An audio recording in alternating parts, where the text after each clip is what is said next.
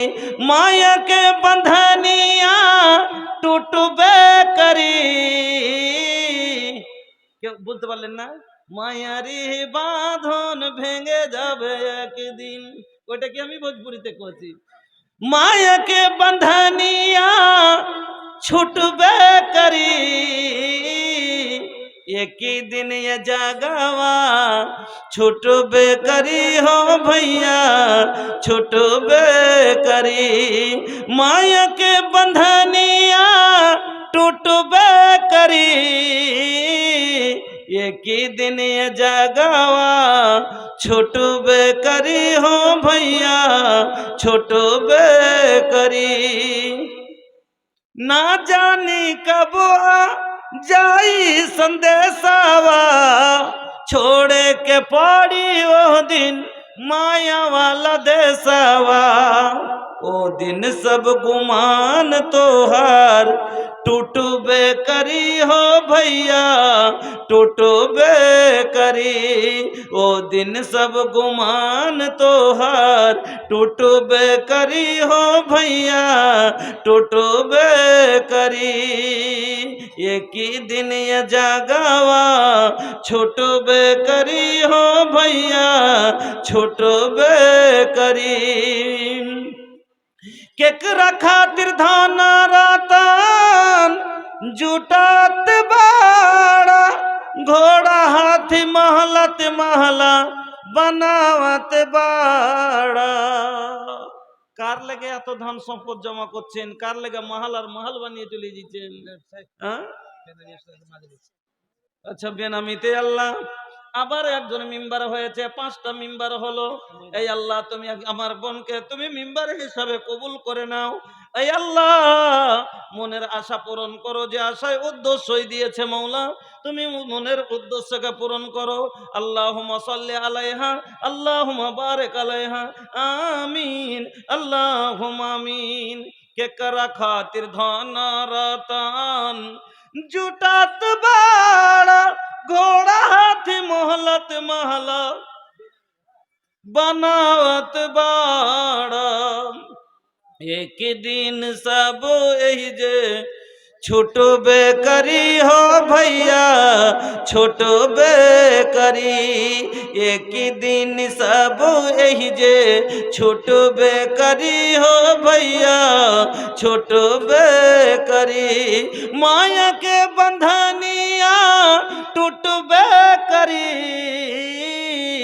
एक ही दिन ये जगवा छूटबे करी हो भैया, छूटबे करी। তো ভাইজান, আসেন একটু আল্লাহর ওয়াস্তে সময়কে দিকে লক্ষ্য করে আপনাদের কাছে কোন বেশি টাকা চেয়েছিলাম গো? 30টা লোক একটা করে 1000 টাকা, একটা মাদ্রাসার জালসা, যেখান থেকে আপনার সন্তান আজ বের হবে, এখান থেকে আপনার সন্তান জাহান্নাম থেকে বাঁচতে পারবে। আল্লাহ কোরআনে কি বললেন? যে কু আনফুসাকুম ওয়া আহলিকুম নারা, তুমি নিজে জাহান্নাম থেকে বাঁচো, তোমার আল আওলাদ সন্তান সন্ততিকে তুমি জাহান্নাম থেকে বাঁচাও। আর জাহান্নাম থেকে বাঁচার যেটা সবচাইতে বড় পথ আমি দেখছি, সেটা হলো দ্বীনি শিক্ষা। কেন? যতক্ষণ দ্বীনি শিক্ষা না হবে, অতক্ষণ ও হালাল হারাম জায়েজ না জায়েজ চিনতে পারবে না। আর যতক্ষণ ও গুনাহ বুঝতে না পারবে, ও গুনাহ থেকে বাঁচবে কি করে? ভাই, আমি গুনাহই বুঝি না, তা আমি গুনাহ থেকে বাঁচবো কি করে? এই জন্য গুনাহ বুঝার জন্য দ্বীনি শিক্ষার প্রয়োজন আছে। আর দ্বীনি শিক্ষা দিতে গেলে এই মাদ্রাসার প্রয়োজন আছে। মাদ্রাসা চালাতে গেলে ভাই টাকার প্রয়োজন আছে। আপনাকে একটা উদাহরণ দিচ্ছি। এই যে দেখছেন জেনারেটর চলছে, বাতিগুলো জ্বলছে, তো কোথায় কি আছে খুঁজে পাওয়া যাচ্ছে আলোতে। এখনই যদি জেনারেটর বন্ধ হয়ে যায়, বাতি অফ হয়ে যাবে, কোথায় কি আছে খুঁজে পাওয়া যাবে না। তো মাদ্রাসা হলো দ্বীনের জেনারেটর, মাদ্রাসা হলো শরীয়তের জেনারেটর।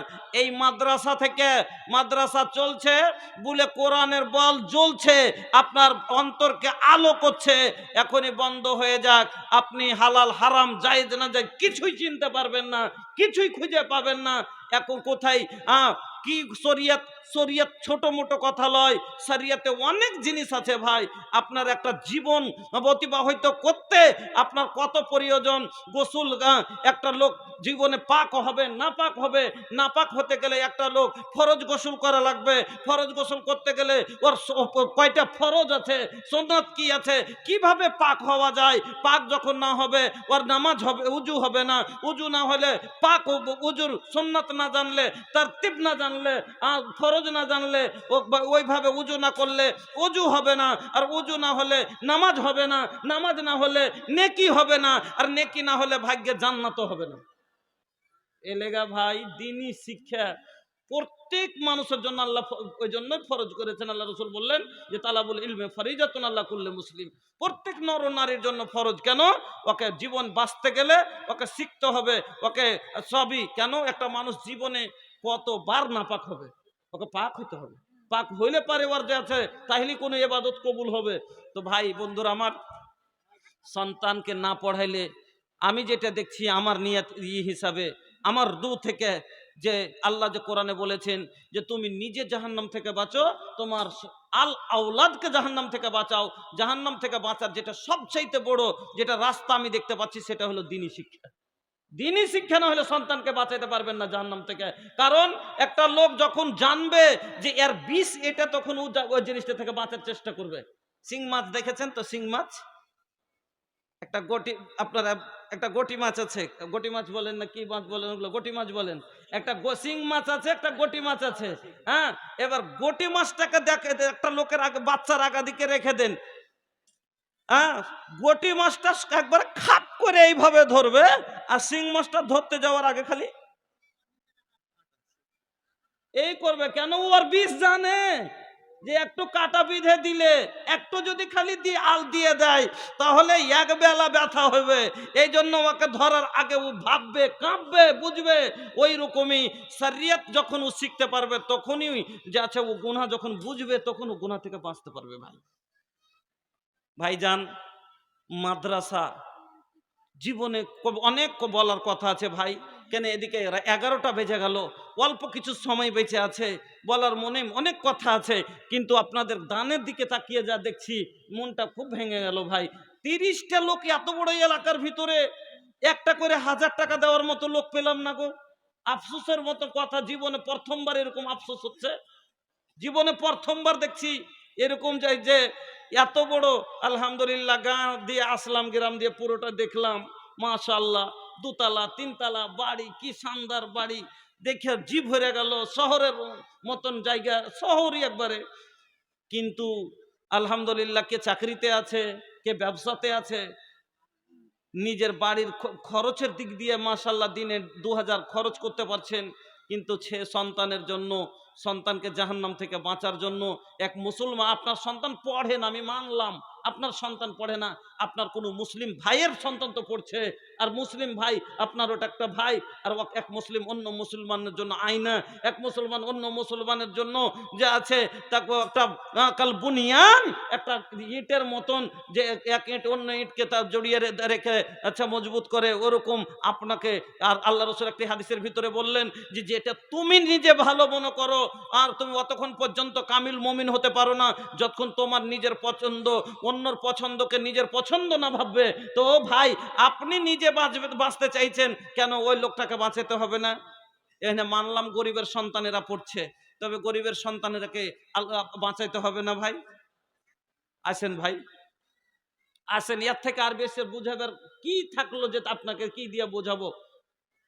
একটা করে 1000 টাকা নেই, চলেন 1000 টাকাও যদি এই জায়গাতে জানি যে ভারী হয়ে যায়, তো 500 করে টাকা কম করে দিয়ে ইজ্জতটা বাঁচান। আসেন তো 10টা লোক 500 টাকা করে টাকা দিয়ে ইজ্জতটা বাঁচান। দেখেন আমরাই মানুষ, জায়গা জায়গার কথা অন্য অন্য জায়গাতে, এখানকার কথা হয়তো অন্য জায়গাতে বলি। যখন কোনো একটা জিনিস খুব ভালো লাগে তখন ওই কথাটা অন্য অন্য জালসাতে যাই আমরা উদাহরণস্বরূপ বলি। যেরকম গতবার ফারাক্কা থেকে পশ্চিমে একটা মসজিদের জালসায় গেলাম। তো মসজিদের জালসাতে দোতলা মসজিদ আছে, ওকে ভেঙে 5 তলা করবে, জামা মসজিদ, বিশাল বড় মসজিদ। তো জালসা করেছে। তো আমি বক্তা আমাকে বলছে যে মৌলানা একটু দেখে শুনে চাঁদা করবেন, একে ভাঙ্গে 5 তালা করবো। বললাম যে ভাই 5 তালা, বলছে 2 তালাতে তো ধরে না লোক, এবার 3 তালা কন্টিনিউ কাজ করতে হবে, তারপরে তখন উপরে 5 তালা করবো মনে করে আছি। বলছি এর জন্য তো মোটামুটি 3 কোটির উপর টাকা লাগবে। তো জালসাতে কতটি বা টাকা উঠবে? বলছে করেন যদ্দূর হয়েছে, তারপরে আল্লাহ কোনো ব্যবস্থা করবে। আমি জালসায় বসে কালেকশনের সময়তে খালি একটা কথা বলেছি যে 5 তালার ফাউন্ডেশনে ঘর করতে গেলে মজবুত, প্রথম তালা খুব মজবুত লাগবে। তো প্রথম তালা নির্মাণ করতে একটা লোক যে সম্পূর্ণ বালু লাগবে, একটা লোক বালুটি দিতে পারবেন কি? একটা লোক বলছে মৌলানা বালু লয়, প্রথম যেটা তালা তৈরি হবে, এই তালা তৈরি করতে 5 পয়সা আমি অন্য লোকের লাগতে দেব না, আমি একাই তৈরি করব। আল্লাহু আকবার। আমি একাই তৈরি করব। মোটামুটি 70,000-এর উপর খরচ হবে, বেশি হবে, 1 কোটির কাছাকাছি। তো আমি এবার যেমনই এই কথাটা বলেছে, মহিলা সভা থেকে একটা আওয়াজ আসছে, কেউ বলে পাঠালো যে বলে দেন যে প্রথম তালা যেমনই তৈরি হবে, ওয়ারিং থেকে নিয়ে রং, পেন্ট, বাতি, কুলার, এসি যা লাগবে সম্পূর্ণ আমি দেবো। একটা স্ত্রী লোক ওখান থেকে বলে পাঠালো। তলাশ লিচি বলছে ওই লোকটারই স্ত্রী, ওটা স্বামী স্ত্রী, ওরা ডাক্তার। আল্লাহু আকবার। এরকম কোটি কোটি টাকাওয়ালা কি এখানে ধুলিয়ানের বাজারে নেই? ধুলিয়ান এলাকাতে নেই? আছে, কিন্তু দিল নাই। আছে, কিন্তু অতখানি জজবা নাই, অন্তরে ভালোবাসা, দিনের মহাব্বত নাই। আমার মা বোনেরা, আমার ভাইজানেরা আছেন, কোনো মা, কোনো বাপজান 500 টাকা করে টাকা দেন তো আপনারা। 10টা লোক, 10টা লোক আছেন তো 500 টাকা করে টাকা। যাক, আজকে মনে হয় যে 2-4 বছরের ভিতরে এরকম মানে হয়নি। আর আগে মানলাম যে ওরা চান্দা, গ্রামের লোক আগে চান্দা করে, গ্রামের লোকের দিকে দেখিয়েন না, গ্রামের লোক আগে চান্দা সব করলেছে, ওরকে যে ওরা দেয় না হারা কেন দিবে এটা মনে করিয়েন না। যিনারা বাহির থেকে আছেন, হ্যাঁ, যেটা মনে ভাবছেন যে গ্রামের লোকই তো দেয় না, আরে গ্রামের লোক চান্দা আগে ভেঙে দিয়েছে, যা যা মোটা মোটা করে সব গাড়ির। আপনারা কিছু সহযোগিতা করেন, সাথে আপনারা আসেন, 500 করে টাকা 10টা লোক। সাদকার গুণ, সাদকা এমন একটা বস্তু, সাদকা এমন একটা জিনিস মানুষকে জাহান্নামের আগুন থেকে বাঁচিয়ে নেবে। সহিহ বুখারীর হাদিস, আল্লাহর রাসূল বলছেন ইত্তাকুন নারা ওয়ালাউ বিশিক্কি তামরাতিন, তোমরা জাহান্নামের আগুন থেকে বাঁচো, তোমরা জাহান্নাম থেকে ভয় করো, জাহান্নাম থেকে বাঁচো। ওয়ালাউ বিশিক্কি তামরাতিন, তোমার কাছে যদি একটা খাজুরের মতো ছোট জিনিস কিছু থাকে, খাজুরের গুঠলি পরিমাণ যদি কিছু জিনিস তোমার কাছে থাকে, তুমি ওটাই সাদকা করে জাহান্নাম থেকে বাঁচো। হাদিসটা ভালো করে বুঝেন। আল্লাহর নবী বলছেন তোমার কাছে মাল আছে, বেশি বেশি করে মাল খরচ করে সাদকা করে জাহান্নাম থেকে বাঁচো। যদি তোমার কাছে না জুটে, তুমি অভাবী লোক, তুমি গরিব মানুষ, বলো বেশি কেতামরাতিন, একটা খাজুরের টুকরা পরিমাণ কিছু হয়, ওটাই সাদকা করে জাহান্নাম থেকে বাঁচো। তারপরে নবীজি বলছেন ফামাল্লাম ইয়াজিদ, তুমি এত অভাবী, তুমি এত দরিদ্রতা তোমার যে একটা খাজুরের পরিমাণ জিনিসও দেওয়ার মতো নাই, তো নবী বলছেন ফাবে কালেমাতিন তাইয়্যিবা, ফামাল্লাম ইয়াজিদ, যদি সেটাও তোমার না জুটে, ফাবে কালেমাতিন। মিনা বোন আমার আল্লাহ স্বামীর নামে 500 টাকা দিয়েছেন। আল্লাহ জানি না স্বামী জীবিত কি মৃত, আল্লাহ তুমি সব জানো। আল্লাহ যদি কবর বসে হয়ে থাকে, কবরের আযাবকে তুমি দূরীভূত করে দাও।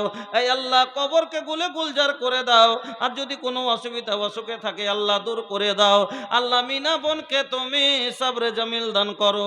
আল্লাহ তুমি হায়াতকে দারাজ করে দাও, ঈমান আমানের সাথে বাঁচিয়ে রাখো। আমিন, আল্লাহুম্মা আমিন। আল্লাহর নবী বললেন ওয়ালাউ বিশিক্কি তামরাতিন, তুমি একটা খাজুরের টুকরা, আলহামদুলিল্লাহ, জাযাকাল্লাহ, বারাকাল্লাহ, হায়াকাল্লাহ। 2 জন ভাই আল্লাহ এখানেতে এলো, 500 করে টাকা আল্লাহ 1000 দিল, আরো দিল একজন 400 দান। কবুল করে নাও তুমি রহমান, রুজি রোজগারে আল্লাহ বরকত দিও, হিসাবের কোটে আল্লাহ তরাইয়া নিও। ও গো বাড়ি দোয়া করে নিকটে তোমার, কবুল করে নাও গফুর গাফার।